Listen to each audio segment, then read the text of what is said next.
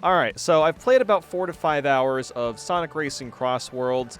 I'm having a lot of fun with it. There's actually a lot to talk about with this game, and I know a lot of people have already played the demo, and I'm sure plenty of people that watch this are already going to have played the game, but if you haven't played it, if you're curious if you should spend the money on it, if you like arcade racers, you're going to absolutely love this game. If you liked Sonic and All-Stars Racing Transform, you will definitely like this game, because this is kind of a sequel to that, and I wouldn't even say it's a sequel to like Team Sonic Racing. It really feels like it's more ambitious than that game, and it really is in a lot of different ways. But I would say overall, before really diving into the meat of the game, this is the best Sonic Racing out there, like by far, and we haven't even gotten everything yet. There's still a lot of DLC coming out. There's going to be some Minecraft, there's going to be SpongeBob, TMNT. I think there's like, I think 6 different DLC packs. I think Mega Man was leaked fairly recently. This roster is weird. There's so many weird things about the game, and I absolutely love it. But let's just go ahead and get started with the game itself. And I thought it would be kind of nice, since we're already on the topic of the characters, let's talk about Team Sonic Racing real quick, because this is a game that came out in 2019. And it feels like one of the most forgettable Sonic games in recent memory, like even more forgettable than like Sonic Superstars. Team Sonic Racing really was just another racing game. There really wasn't anything that unique about it. You race around in teams of 3, and I guess it kind of was going for like a Sonic Heroes kind of feel, but not really. I guess it was kind of like inspired by it, I suppose, but anyway, a lot of people really critiqued that roster because it was really, really small. There were a lot of key characters that were missing from Team Sonic Racing. And that is not a problem with this game. There are a ton of Sonic characters. Basically, every Sonic character you could possibly want. You know, you got all the classics. There's a ton of obscure ones like, you know, Jet the Hawk. Jet the Hawk is back. You got Zaz, Sage, of course, Werehog. Like, there's so many different picks in terms of all the Sonic. And then, as I brought up earlier, there's of course going to be DLC, and I think the only DLC that's out is just Hatsune Miku, which is just like, where did that even come from? Where did that idea come from? And then, of course, SpongeBob's coming, Minecraft Steve with a creeper, you know, Mega Man. I've already talked about that. Like, it's just, you know, I look at the roster, and it doesn't even feel real. Like, I'm sure a lot of you have seen like a video, or maybe you've played like a mod of like Mario Kart, where they put SpongeBob or like Patrick Star, just like a random cartoon character in Mario Kart. I'm sure people have seen videos like that. This is just real. Like, this is literally just the game. This is official. It's very bizarre. It's really, really strange. And I know we live in a world where Smash Bros. Ultimate exists, and that's like the ultimate crossover game, but seeing SpongeBob and Turtle Mutant Ninja Turtles get into a Sonic game is so strange. I love it. I'm honestly so here for it. It's weird. It's wacky. I'm into it. But yeah, let's go ahead and talk about the general gimmick of the game. I'm not going to talk about like racing. Everyone knows what a racing game is. But the general gimmick of the game is that when you get to every second lap on the track, it basically changes to another track entirely via this massive ring. Now, if you've seen the Sonic movie, I imagine most people that are watching this have seen the Sonic movies. Whenever you throw rings in that movie, you can basically just teleport to somewhere else. It's like a big portal. That's pretty much what this is. And actually seeing an element from the Sonic movie make it into a game like this is really, really cool. It actually works really well. It's a super ingenious idea. And while I don't necessarily think this game needed the mechanic, it does help keep things fresh. Like, I would have been totally fine with just traditional 3-lap tracks, but this is really cool because whoever's in first place can basically pick a track, or I guess like they can pick a pre-selected track, or they can pick random. So technically every single race is a little bit different, which I really, really like. It's very, very cool. In terms of the actual tracks, they are all fantastic. There's really none of them that I don't like. I'm really, really impressed with just the general design of all the tracks. And not just that, but so many of them are based around other Sonic games. You know, we've got Apodos, we've got Water Palace, Metal Harbor, Kronos Island, even White Space. And White Space is actually really surprising because, like, Sonic Cross Shadow Generations just came out a year ago. And here we go. We already have an entire track based around the hub world. That's super cool. Yeah, cool stuff. And then I think probably the funniest track is Colorful Mall. because you play it, you're like, oh, okay, this is just Mario Kart's Coconut Mall. Clearly, it's inspired, and I wouldn't say the track design is as creative as Coconut Mall. It's still a really fun track to play on, and that's something to really like hone in on, is that all of these tracks are very, very well designed. They all have multiple different routes, alt routes. There's even like red rings you can collect, and if you find all 5 red rings in a track, you get like a ton of tickets for it. So there's a lot to do. All the tracks look absolutely gorgeous. Really, I'm a really, really big fan of the track selection. They did a great job with this, and this isn't even all we're going to get, because with the DLC that's coming, it's not just going to be these characters that we're getting. We're also getting, I think, 1 track per, I guess, IP. So we're getting like some sort of Minecraft world. We're going to get Bikini Bottom. We're going to get Pack Village. And that's just a few of them. And there's going to be, I guess, like 6 brand new tracks. And again, that's just like, it's one of those things where, you know, like, I think like the best example of this is, I remember for a few years ago, there was this video that was in my recommended for forever, and it was Green Hill Zone in Mario Kart 8. And it was just like the most surreal thing to look at, and it looked official. And here we go, we're going to have freaking Bikini Bottom in a Sonic game. Like, okay, why not? And it's not even just that. The actual Crossworld stages, the stages where you're actually like going through the ring themselves, are also obviously all unique. They're not just like pulled from they're not just like pulled from the other main tracks, although eventually they are, but at first it's only unique Crossworld stages. These are all very varied and fun to drive through, and some of my favorites from here are Cyberspace, you got Dinosaur Jungle, Sweet Mountain, and again, all of these come from previous Sonic games. It's just really, really neat to see all the fan service and to really see how dedicated this team was to bringing some of these older Sonic games back to life. Like, just seeing Dinosaur Jungle, like a Sonic in the Secret Rings level, being a racetrack in 2025 in a Sonic racing game is something I never expected. But yeah, and I haven't even listed all of them. I do think there are probably a couple of tracks that are completely unique to the game, but I do think a vast majority of them are based on older Sonic games. So really, really cool stuff. Now, I did want to touch on the controls, as it's probably my least favorite part of the game, but that's just because I'm still new to the game. I haven't played a lot of it, because they feel a little stiff.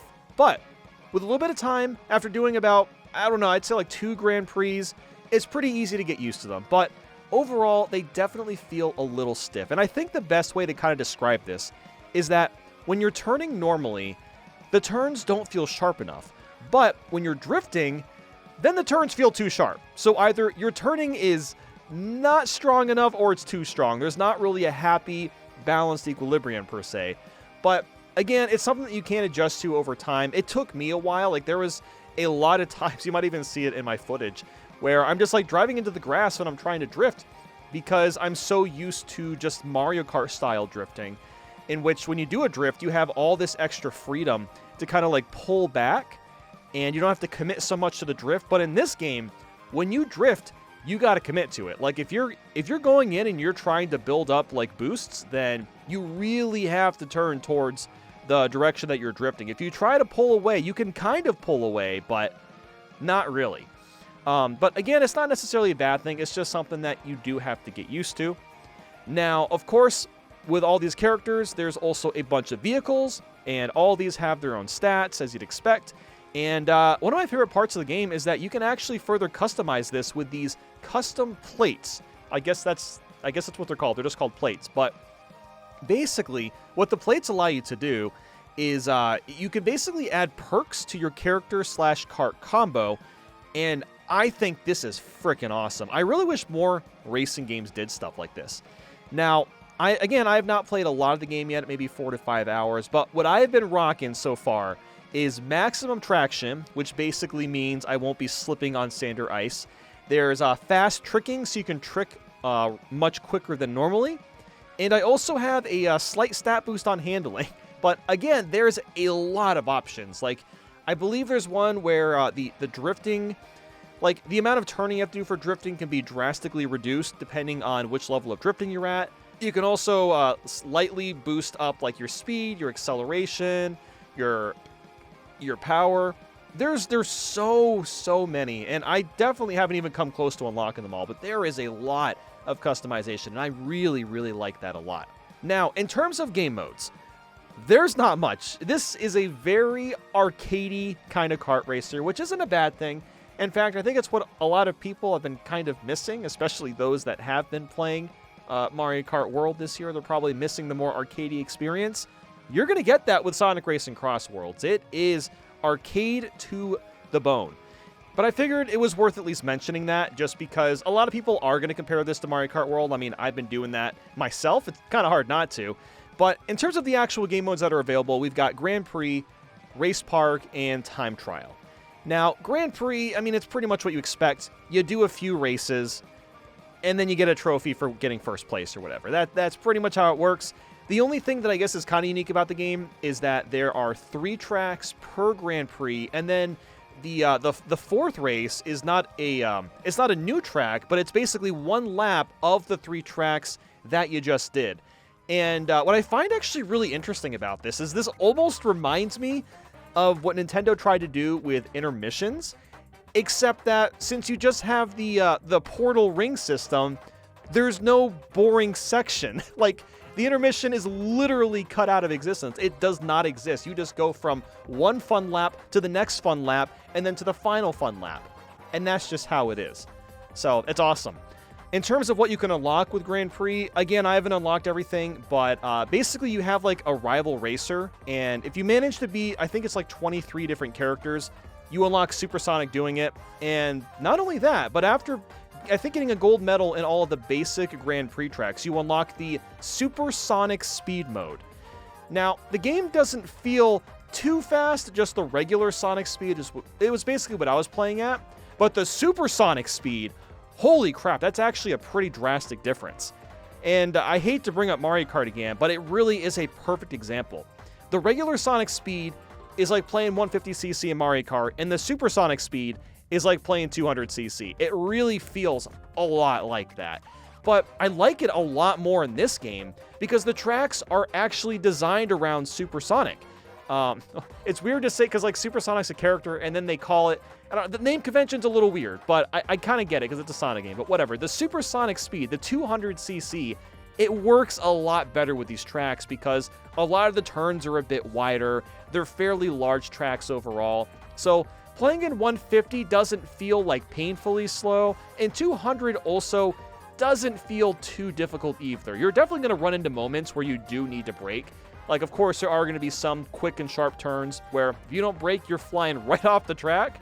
But I love it. I really, really enjoyed Grand Prix. And honestly, I'll be playing a lot more of it just so I can end up unlocking Supersonics. I'd love to do that. And just to get better at the tracks, more familiar with them. But yeah, after that, we have Race Park. That's the second game mode. And this one is basically where you can do regular versus matches. There's a little button where you can go to the custom matches, and from there, there's not like a lot of options, but it's as close to a regular versus mode as you're going to get. I think you can do like up to 5 races at once, and you can change the items. You can control like there's literally like an item switch. I remember when Mario Kart 8 Deluxe added item switch. This game has that, and Mario Kart World does it, which again, it's just kind of funny, but yeah, anyway, there's basically a versus mode here, but not only that, there is a small handful of like little modes that you can play, and the modes aren't anything too crazy. Like, one of them, you're basically put into like a group of like, I think it's like 3 or 4 teams or something like that, and within your team, you have to collect the most rings, or use the most attack items and hit the most players, or things like that. So yeah, Race Park's kind of cool. It does spice things up a little bit, but you know, overall, it's nothing too crazy. And I guess I haven't really talked about the items. I honestly don't have much to say about them because, you know, this is a kart racer, and as you'd expect, the items they're very, very Mario Kart-esque. There's like this green and red punching glove, which are basically the green and red shell. Although the green punching glove is actually better than the green shell because it has this little reticle on screen. And if you manage to, you know, aim and lock in on someone, it'll actually focus on the player. So you can throw these gloves either just manually or you can kind of lock on, which is really cool. And there's like this monster truck item, which I guess is kind of like the Mega Mushroom. And there's a shield item, which is basically stars. There's actually a couple of wisps in here, which is pretty cool. There's a drill wisp, which is basically the bullet bill. So, yeah, I mean, it's pretty much what you'd expect. It's just a lot of stuff. I guess the only thing I kind of wish we had with the items was just a way to defend ourselves a little bit better, because there's definitely, I think there's like probably 3 or 4 different items where if you're getting attacked by them, there's not much you can do to defend yourself. And of course, you can get that shield. There's like this tornado item thing to block like projectiles hitting you and stuff like that. But I don't know. I guess it would be nice to have a little bit more options with defense items. But again, not really that big of a deal. But anyway, let's talk about the final game mode in the game. And it's something you wouldn't think would be worth really bringing up, but time trial. You know, time trial, it's what you'd expect. You try to get the best time. You go for A ranks, except, however, this game incentivizes you to actually get A ranks. Because the more A ranks that you get in time trial, the more music that you can unlock in the jukebox. And the jukebox, I haven't even talked about that. This is freaking awesome. So not only are there a ton of songs to find, lots and lots of really, really catchy tunes. It's a Sonic game, of course, the music's great. What you can basically do is find a song that you really like, something that you're hyper fixated on, and then attach it to any lap you want to. So let's say you like, I don't know, Supersonic Racing, that's a song in there. You want to listen to it during lap 3, boom, you can slap it on there and listen to it for every track that you play on.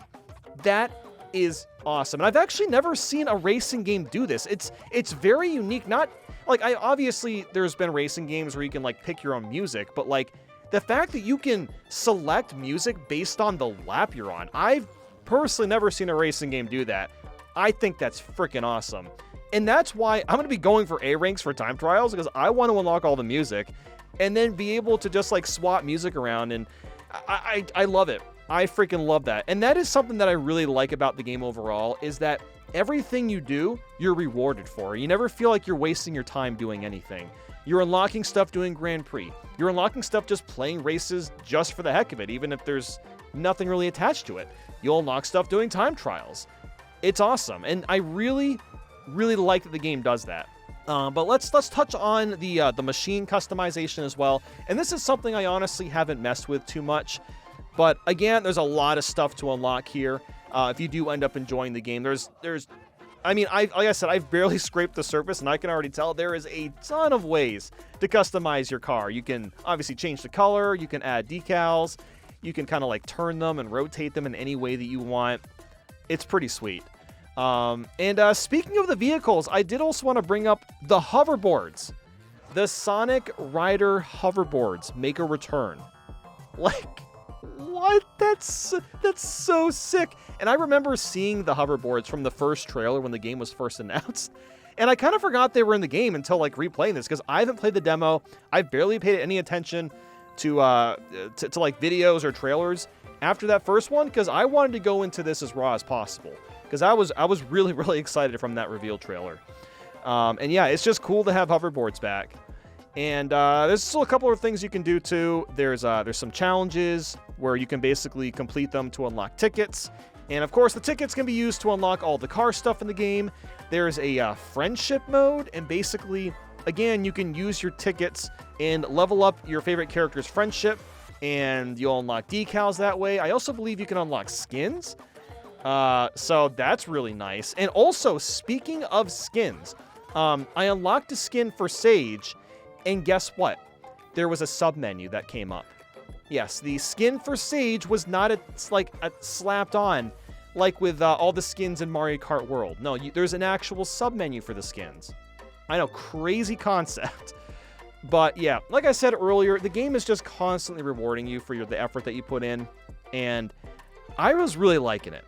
Now, I know I've talked about Mario Kart World a lot in this video, but I also think at the same time, it's not necessarily fair to compare it, because like, the goals are so different. Like, the general objective of what these games were going for is way, way different, and I don't think comparing them as games overall is necessarily super fair to either of them. Like, obviously, there's some things I prefer about Mario Kart World, some things I prefer about Sonic Racing Crossworlds, but in general, I think I actually like this game a little bit more than Mario Kart World. And It's really just because there's way more customization options, the supersonic speed, the faster speeds, and just the fact that you're constantly unlocking content. Like, would it be really cool to have a free roam mode in Sonic Racing Crossworlds? Obviously, that would be awesome. I wouldn't even want it to be as big as like Mario Kart Worlds, but having some sort of hub world where you can complete missions and stuff, and you're like constantly just like unlocking things as you're going around, it would be cool to have that in Sonic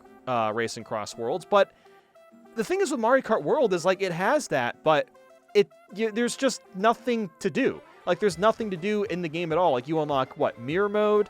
You unlock maybe a couple characters. Well, you unlock obviously all the NPCs, and yeah, you can unlock like all the different like skins and stuff by eating the dash food. But the unlock system is just way more gratifying in Sonic Racing Crossworlds.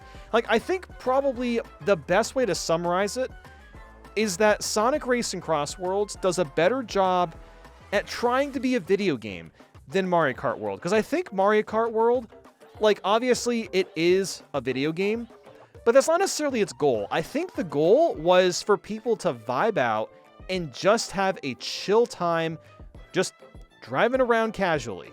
That was the goal of Mario Kart World. And that is fun. It can be a lot of fun. But I really just, again, I love all the customization options, the faster speeds, all the unlockables in Sonic Racing Crossworlds, and it feels really weird to say that I like this game more than Mario Kart World. And the thing is like, I think once Mario Kart World eventually gets updates, it gets new content, it gets 200cc, there's definitely a chance, there's actually a pretty good chance at that point that it'll top Sonic Racing Crossworlds. But as of right now, I'm really enjoying Sonic Racing, and I'm going to be playing it a lot more. And I'm pretty sure it also has, you can do like a crossplay.